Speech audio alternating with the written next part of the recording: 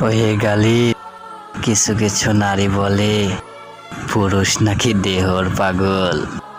গালি, তুমি ওদেরকে বলে দাও, পুরুষ যদি দেহর পাগল হতো, পুরুষ যে পরিমাণ পরিশ্রম করতে পারে তার কিছু সামান্য টাকা দিলে অনেক সুন্দর সুন্দর নারী পাওয়া যায়।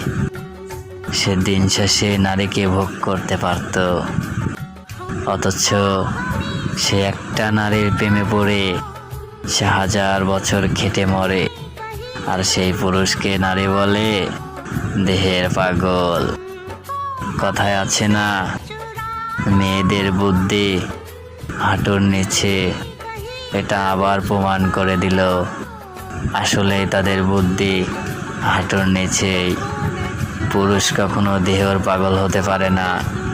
পুরুষ হচ্ছে ওই নারীর হাতের ভালোবাসা। এই পৃথিবীতে যত রকম পরিশ্রম আছে, পুরুষের কাছে নিয়ে এসে দিও।